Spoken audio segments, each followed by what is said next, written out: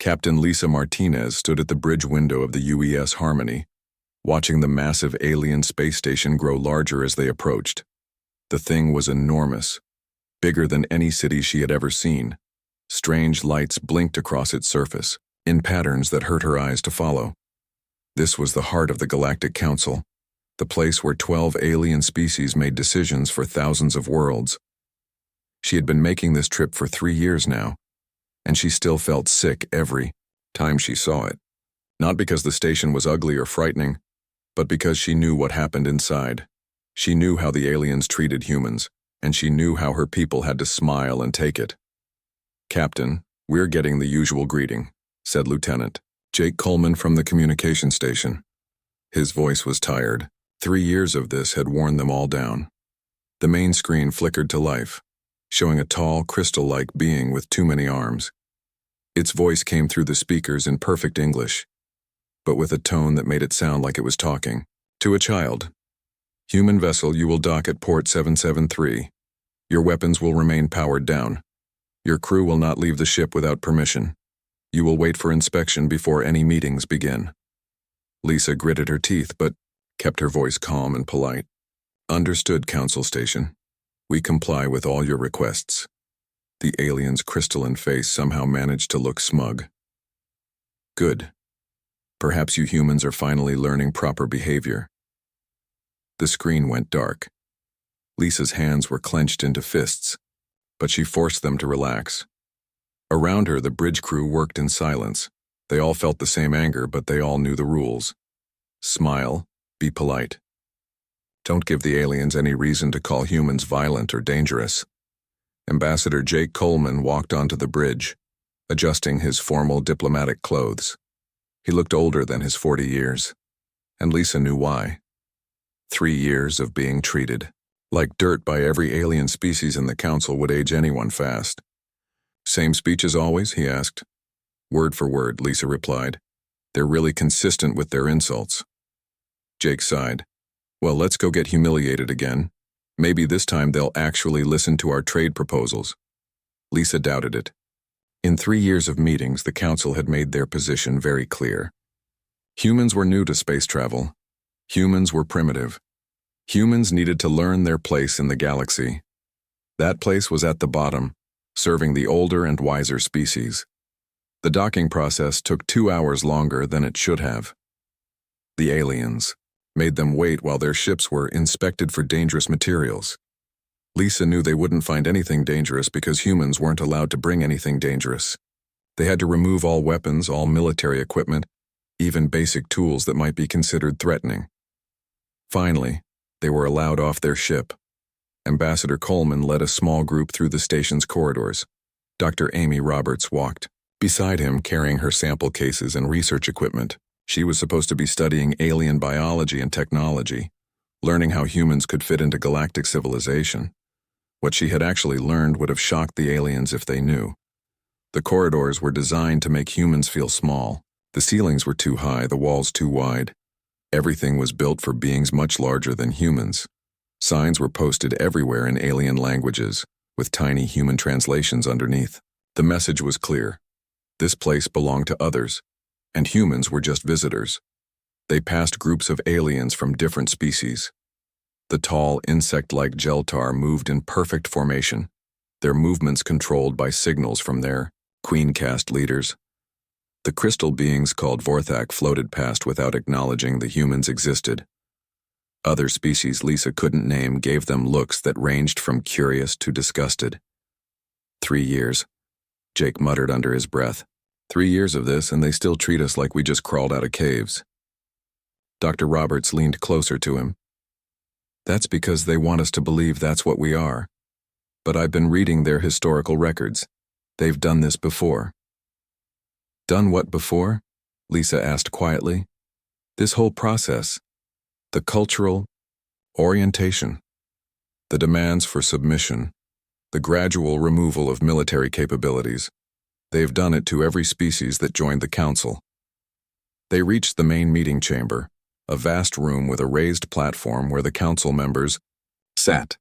12 different alien species, all looking down at the small group of humans standing in the center of the floor.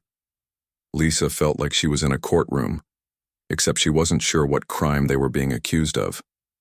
The lead Vorthak, a massive, crystal being that must have been 20 feet tall, spoke first. Its voice echoed through the chamber like breaking glass. Humans, you have been part of our galactic community for 3 years now. In that time, you have shown some progress in understanding civilized behavior. However, your species still maintains dangerous military capabilities that threaten the peace we have worked so hard to achieve. Ambassador Coleman stepped forward. Lisa could see the muscles in his jaw working as he fought to keep his voice respectful. Honored council members, humanity maintains only defensive capabilities. We have no aggressive intentions toward any member of the Galactic Council or their territories. A sound like chittering laughter came from the Geltar delegation. Their speaker, a creature that looked like a cross between a mantis and a spider, clicked its mandibles before speaking. Defensive capabilities. How amusing. Your species developed faster than light travel through warfare. Your history is nothing but conflicts and violence. You expect us to believe you have suddenly become peaceful? Dr. Roberts had told Lisa about this. Every species that joined the council was eventually forced to give up their military strength. It was presented as a condition for full membership, a sign of trust and commitment to peace. But Amy had found records of what happened to species that refused. They disappeared from galactic history entirely. Jake's voice remained steady, but Lisa could hear the strain in it. Our military exists only to protect our worlds and shipping lanes. We have no desire for conquest or expansion beyond our current territories. The Vorthak leader made a sound like crystals grinding together. Lisa realized it was supposed to be laughter. Desire for expansion. As if your desires matter in this discussion. You are children playing with weapons you do not understand.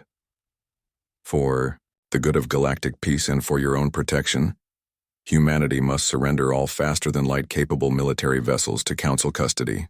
The chamber fell silent. Lisa felt her heart pounding in her chest. This was it. The moment they had all been dreading. Furthermore, the Vorthak continued, your population centers must be relocated to worlds designated by the Council for your protection. You will be provided with work assignments that match your current developmental level. This is not a request. This is the condition for your continued existence in civilized space. Ambassador Coleman was quiet for a long moment. When he spoke, his voice was still polite, still diplomatic. Honored council members, we request time to consider your generous offer. Such a significant decision requires consultation with our government. You have 7 of your days, the insect being clicked. After that, council enforcement fleets will ensure compliance. The meeting was over. As they walked back through the station's corridors, nobody spoke. But Lisa could see the change in Jake's face, in Amy's posture, in the way they all moved. Something had shifted. The mask of politeness was starting to crack.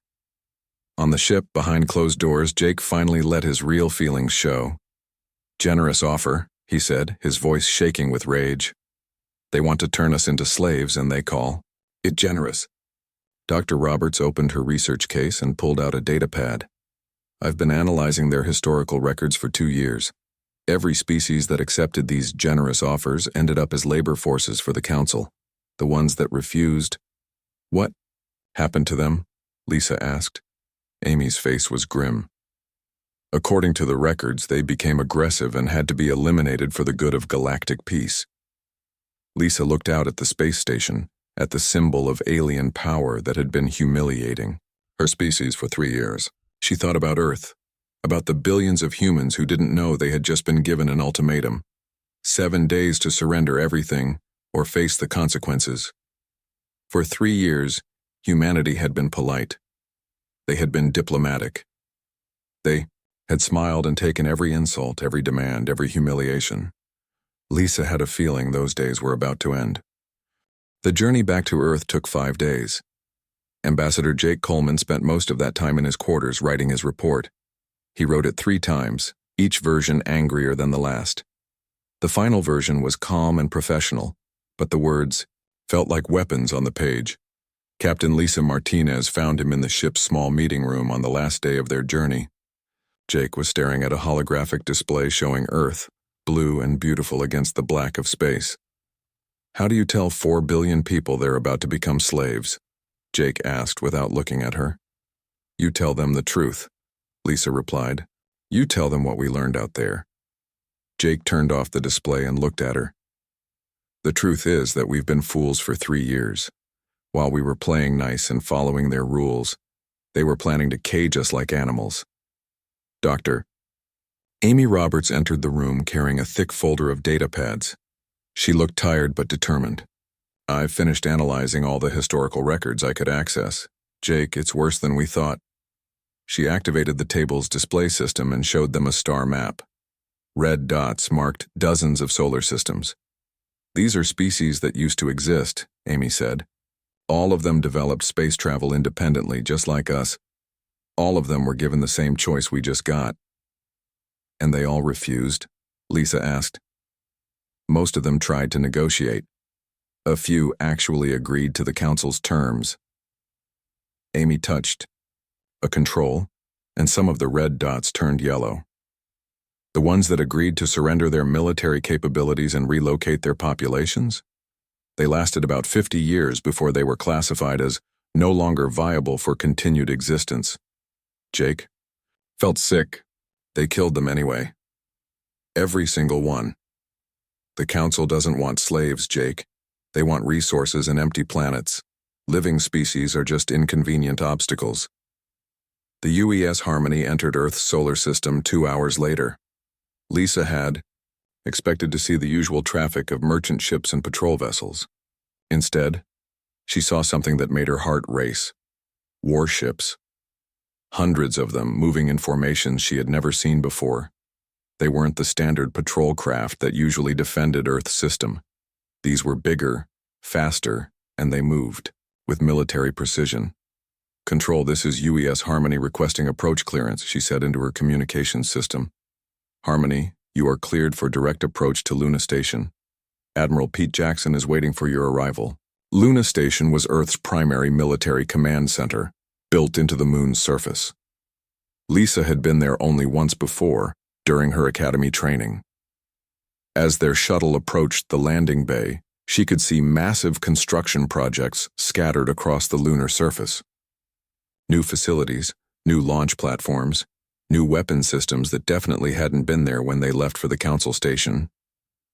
Admiral Jackson was waiting for them in the station's main briefing room. He was a big man with gray hair and cold eyes. Behind him stood a dozen other officers, including some Lisa didn't recognize. Ambassador Coleman, Jackson said, I hope you have good news for us. Jake placed his datapad on the conference table. 7 days, Admiral. That's how long we have before the Council sends their enforcement fleets to make us comply with their demands. And their demands are?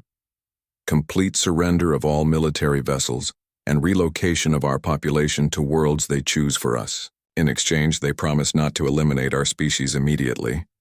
The room was quiet for a long moment. Then Admiral Jackson smiled, but it wasn't a happy smile. Well then, I guess it's time to show them what we've been building. He activated the room's main display. Images flashed across the screen showing ships unlike anything Lisa had ever seen. They were sleek and angular, built for speed and stealth rather than the massive bulk of traditional warships. For 3 years, while you were playing diplomat with the Council, we've been preparing for this conversation, Jackson said. We knew this day would come. Captain Tony Baker stepped forward from the group of officers. Lisa remembered him from the academy. He had been the top of their class in tactical studies. Now he wore the uniform of naval intelligence. We've had ships observing Council territories for 2 years, Tony said. Not diplomatic vessels like yours. Real intelligence ships, invisible to their sensors. We've been mapping their military installations, studying their technology, learning their weaknesses. Amy leaned forward. You've been spying on them. We've been preparing, Jackson replied. Dr. Roberts, your biological research has been very useful. The genetic samples you've been collecting, the information about their physical capabilities and limitations, it's helped us design some very effective countermeasures. Amy looked shocked. I thought I was studying them for peaceful cooperation. You were studying them, Tony said. We just had different plans for how to use that information. Jackson changed the display to show a tactical map of local space. The Council is sending approximately 200 ships to enforce their ultimatum. Large, powerful vessels designed to intimidate primitive species into surrender. They're expecting to find us cowering and ready to give up. How many ships do we have? Jake asked. Fewer than they do, Jackson admitted. But our ships are better. Faster engines, better weapons, superior tactics. Most importantly, they're crewed by humans who understand what we're really fighting for. Lisa studied the tactical display.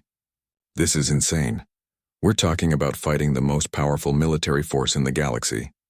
The most powerful military force that exists to fight other council members, Tony corrected. They've never faced a species that developed military technology independently. Their entire strategic doctrine is based on overwhelming primitive opponents who don't fight back effectively. President Maria Gonzalez entered the briefing room, flanked by her security detail. She was a small woman, but her presence filled the room. Every officer stood at attention. Sit down, all of you, she said. We don't have time for ceremony. She walked to the head of the conference table and looked at each person in turn. Ambassador Coleman, I've read your report. Dr. Roberts, I've reviewed your research. The situation is exactly what we expected it would be eventually. She paused. The Council has made a fundamental error in judgment. They think politeness means weakness. They think diplomacy means surrender. They're about to learn the difference. Jake felt something he hadn't felt in 3 years. Hope. Madam President, he said, are we really going to fight them? We're going to do more than fight them, Jake. We're going to show them what happens when humans stop being polite. She activated a new display showing fleet positions throughout human space. Lisa counted over 1,000 ships, all moving into position. Admiral Jackson, initiate Protocol Omega. Captain Martinez, you're no longer a diplomatic escort. As of now, you're commanding the UES Reaper, our newest stealth destroyer. Captain Baker, your intelligence network is now operational. I want to know the location of every Council military asset within 50 light years. The President looked around the room one more time. For 3 years, we've played their game by their rules. We've been patient, diplomatic, and respectful. We've absorbed their insults and accepted their condescension because we thought it would lead to peaceful coexistence. Her voice grew harder. We were wrong. They never intended to treat us as equals. They see us as either slaves or corpses. And frankly, I don't like either option. She stood up. Gentlemen, ladies, the age of human diplomacy is over. The Council wanted to see what humans are really like when we stop pretending to be civilized. She smiled, and it was not a pleasant smile. They're about to get their wish. As the meeting broke up and officers rushed to their assignments, Lisa found herself standing next to Amy. 3 years, Amy said quietly. 3 years we spent trying to fit in, trying to be what they wanted us to be. And now? Lisa asked. Amy's expression was grim but determined. Now we show them what we really are. Outside Luna Station, the first wave of human warships began moving toward the edge of the solar system. They moved in silence, their stealth systems engaged, invisible to the Council fleet that was already approaching Earth. The Council was expecting to find humans ready to surrender. They were going to find something very different. War Prime Zelthara floated in the command center of the massive Council warship Eternal Dominion. The crystalline being's body glowed with satisfaction as it watched the tactical display showing 200 Council vessels moving toward the human homeworld. This would be simple, like all the others. Communications. Zelthara's voice rang like breaking glass. Send the standard surrender demand to the human planet. The insect-like communications officer clicked its response. Message transmitted. War Prime. We should receive their compliance within moments. Zelthara had done this 17 times before with different species. The pattern was always the same. The primitive species would see the overwhelming force approaching their world and immediately surrender. Then came the relocation, the resource extraction, and eventually, the elimination. Clean, efficient, and profitable for the Council. The response from Earth came faster than expected. But it wasn't what anyone had anticipated. "This is Admiral Pete Jackson of the Human Defense Force. You have entered human space with hostile intent. You have exactly one chance to turn around and leave. This is your only warning." The bridge fell silent. Several alien officers made sounds of disbelief. In over 1,000 years, no species had ever responded to a Council enforcement fleet with a threat. Zelthara's crystalline body flared brighter with anger. "Primitives. They think their few patrol ships can stand against the might of the Council. Begin the attack. Target their military installations first." The Council fleet began moving into attack formation. Their massive ships, each one the size of a small city, powered up weapon systems that could turn planets into dust. They had fought this way for centuries. Overwhelming displays of power that broke enemy morale before the first shot was fired. That's when Captain Lisa Martinez struck. The UES Reaper materialized out of empty space directly behind the Council flagship. The stealth destroyer was tiny compared to the alien vessel, but its weapons were designed specifically for this moment. Plasma torpedoes slammed into the Eternal Dominion's rear shields, causing explosions that lit up space. "What was that?" Zelthara demanded as the command center shook. Before anyone could answer, 12 more human ships appeared around the Council fleet. They were everywhere at once, above, below, behind the massive alien vessels. The humans had somehow gotten inside the Council formation without being detected. Captain Tony Baker watched the battle from his intelligence ship, the UES Shadow, positioned safely outside the combat zone. For 2 years, his people had studied Council military tactics. The aliens always fought the same way, massive ships in traditional formations, relying on their size and firepower to intimidate enemies into surrender. "All human ships, this is Shadow Control," Tony broadcast. "Execute Plan Alpha. Remember, they've never fought anyone who fights back." The human attack was unlike anything the Council had ever experienced. Instead of trying to match the aliens' massive firepower, the human ships darted in and out of the Council formation like angry wasps. They were too small and too fast for the big alien weapons to track effectively. Dr. Amy Roberts was aboard Captain Martinez's ship, monitoring the biological effects of combat on the alien crews. What she saw amazed her. "Lisa, look at this," she called from her sensor station. "The aliens are panicking, their heart rates are off the charts. I don't think they've ever been in a real fight before." Lisa's ship rolled through a series of evasive maneuvers that would have made a fighter pilot jealous. "What do you mean?" "They're herd animals and hive minds," Amy explained as another explosion rocked the ship. "They don't have individual combat instincts. When their formation breaks down, they don't know what to do." On the Council flagship, chaos reigned.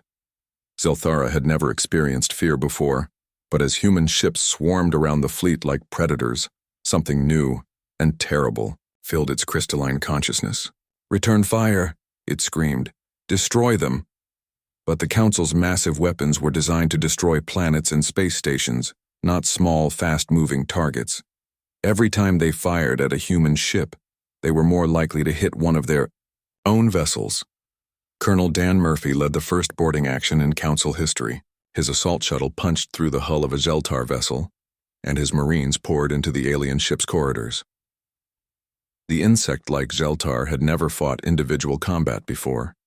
Their entire military doctrine was based on overwhelming numbers controlled by their queen caste leaders. When human soldiers appeared in their corridors, fighting as individuals with their own tactics and decisions, the aliens simply couldn't adapt. "These corridors are too big," Sergeant Kate Wilson observed as they fought their way toward the alien ship's bridge. "They built everything for intimidation, not defense." "Good for us," Murphy replied, setting explosive charges on a bulkhead. Amy was right. They've never had to fight in their own ships before. The explosion tore through the alien vessel's internal structure. Human soldiers poured through the breach, and the Zeltar crew fled in terror. Within 20 minutes, Colonel Murphy was standing on the bridge of a Council warship, watching its crew surrender without firing another shot. Similar scenes played out across the battle zone. Human ships appeared and disappeared like ghosts, striking where the aliens were weakest and vanishing before they could respond. When alien ships tried to retreat, they found human vessels waiting for them in every direction. War Prime Zelthara watched its fleet being systematically destroyed by opponents it had dismissed as primitives. Half the Council ships were gone, and the humans seemed to be everywhere at once. "This is impossible," it said to its tactical officer. "Our intelligence said they had no significant military capability." "Our intelligence was wrong, War Prime," the officer replied. "They've been hiding their true strength." Another explosion shook the flagship as Captain Martinez's squadron made another attack run. This time, they didn't disappear after their attack. They stayed close, firing continuously at the massive ship's critical systems. "War Prime," the communications officer called out. "We're receiving a transmission from the human flagship." Admiral Jackson's face appeared on the main screen. He looked calm and professional, like a man conducting routine business. "War Prime Zelthara, this is Admiral Jackson. You are defeated. Surrender now and your surviving crews will be treated according to the laws of war. Continue fighting, and we will destroy every ship in your fleet." Zelthara's crystalline body blazed with fury. "You dare demand our surrender? We are the Council. We have ruled this galaxy for 1,000 years. You ruled through fear and intimidation," Jackson replied. "But you never learned how to fight an enemy that fights back. Your reign is over." The War Prime looked around the command center. Most of its officers were injured or dead. The ship's systems were failing.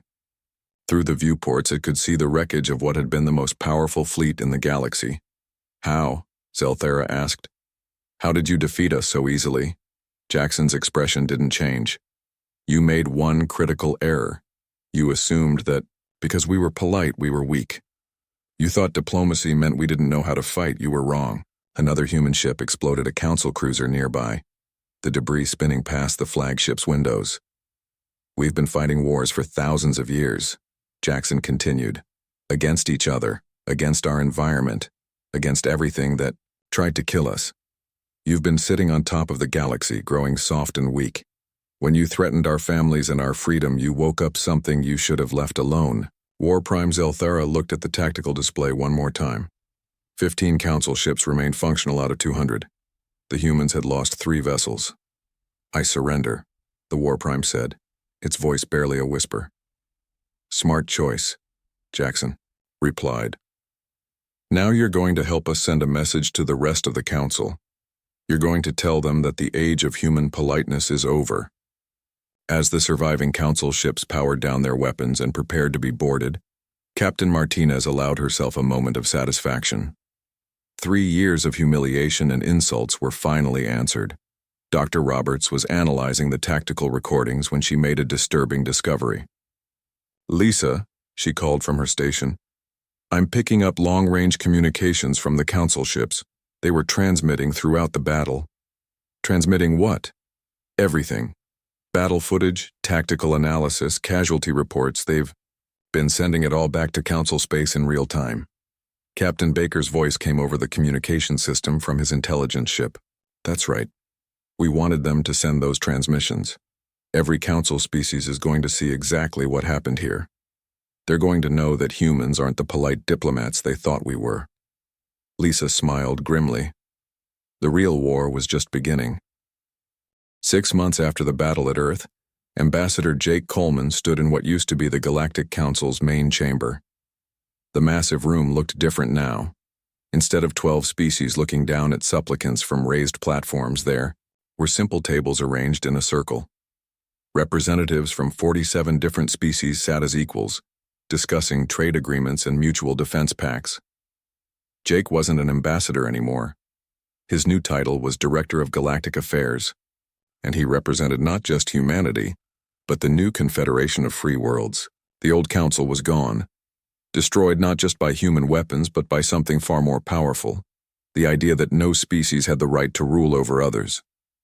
The former War Prime Zelthara sat at one of the tables, its crystalline body dimmed, with what Jake had learned was shame among the Vorthak. The proud beings who once dominated half the galaxy now worked as researchers and engineers, their advanced technology finally being used for creation instead of oppression. The reconstruction of the Kepler colonies is ahead of schedule, Zelthera reported to the assembly. The new atmospheric processors will restore breathable air within 2 years. Jake nodded approvingly.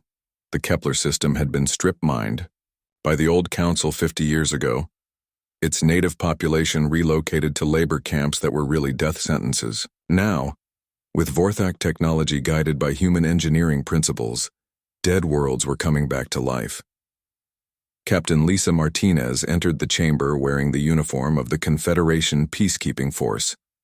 Her ship, the UES Destiny, was now the flagship of a fleet that patrolled the galaxy, not to enforce oppression but to prevent it from rising again. "Director Coleman," she said formally, then smiled. "Jake, we've got a situation developing in the Outer Rim.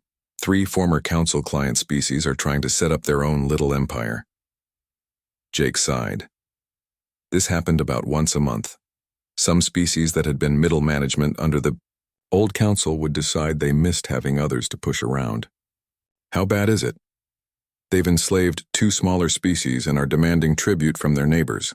Classic council behavior. What's our response?" Lisa's smile wasn't pleasant. "I'm taking a squadron out there tomorrow. We're going to have a conversation with them about the new rules." Dr. Amy Roberts looked up from her research station at the edge of the chamber. She was analyzing biological samples from newly discovered species, but her real work was much more important. She was documenting every species the old council had claimed was extinct, and finding out which ones might still exist in hidden colonies or refugee settlements. "Jake, I've got good news," she called out. "We found them."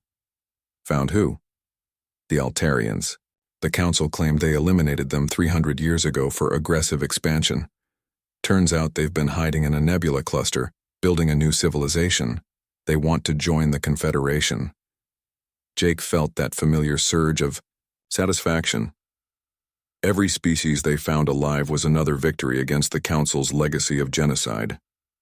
Admiral Pete Jackson walked into the chamber carrying a datapad. At 73, he should have been retired, but the galaxy was still too dangerous for humanity's best military mind to step down. "Jake, we need to talk," he said. "We've got reports of massive fleet movements beyond the Rim. The hegemony is mobilizing." The hegemony was the Council's biggest nightmare. Another galactic power that had been watching the recent events with great interest. While the Council had been content to rule through fear and exploitation, the hegemony conquered and absorbed other species entirely. "How big?" Jake asked. 50,000 ships, maybe more. They're planning something major." The chamber fell quiet. Even with all their victories, humanity and its allies had maybe 10,000 ships total. The numbers weren't good.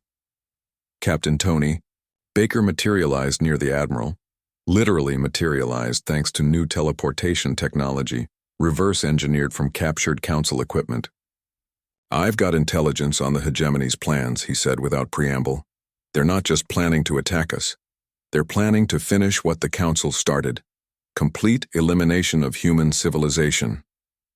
Jake felt cold. "Why?"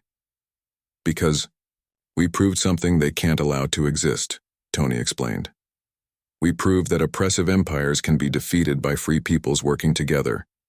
Every species under hegemony control now knows it's possible to fight back and win. We're not just a military threat to them. We're a living example of rebellion." Lisa checked her wrist communicator. "I need to get back to my ship. How long do we have?" 6 months, maybe less," Tony replied. "They're not just bringing ships, they're bringing planet killers, biological weapons, technology designed to eliminate entire species so completely that nothing remains." Amy stood up from her research station. "Then we'd better start preparing, but this time we're not going to be polite about it." President Maria Gonzalez appeared on the chamber's main screen from Earth. She looked older than she had 6 months ago, but her eyes were as determined as ever.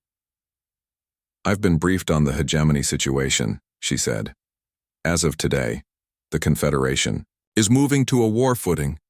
Every world, every species, every ship we have is now part of our defense." She paused, looking directly at Jake through the screen. "But we're not just going to defend. The hegemony made the same mistake the Council did. They think we'll wait for them to come to us. They're wrong." Admiral Jackson smiled grimly. Madam President, are you authorizing offensive operations? I'm authorizing total war, Admiral. The age of reactive defense is over. If the hegemony wants to eliminate us, they're going to have to do it while we're burning their empire down around them. Jake looked around the chamber at representatives from dozens of species. Former council slaves who were now free, former enemies who were now allies, all united by the simple idea that nobody had the right to rule over others through force. 6 months ago, we were a single species trying to find our place in the galaxy, he said. Today, we're a confederation of free worlds with the most powerful military force this galaxy has ever seen. The hegemony thinks they're facing the same humans who spent 3 years being polite to the council. He stood up and his voice carried throughout the chamber. They're about to learn what we learned 6 months ago, that there's a big difference between being polite and being weak. The old human diplomacy died with the council. What they're going to face is something new. Dr. Roberts was downloading data from her research station. I've got complete biological profiles on 17 hegemony species. Weaknesses, vulnerabilities, everything we need to know to fight them effectively. Lisa was already heading for the door. My ships will be ready for deployment in 72 hours. We've got new weapons, new tactics, and crews who've been waiting 6 months for another chance to show the galaxy what humans can do. As the meeting broke up and representatives hurried to their ships and homeworlds, Jake remained in the chamber for a moment. He thought about 3 years of humiliation, 3 years of being treated like primitive children by beings who saw humans as either slaves or corpses. The council was gone. The hegemony was coming. And somewhere out in the galaxy, there were probably other powers watching and waiting to see what these upstart humans would do next. Jake smiled. They were all about to find out that the day humanity stopped being polite forever was the day the galaxy changed forever. On Earth, children who had been born since the war were learning to read with books that told the story of their species' transformation. In schools across human space, teachers explained how politeness and strength weren't opposites. They were choices. The galaxy was full of species that had chosen to be predators. Humanity had chosen to be protectors. And that choice was about to be tested again.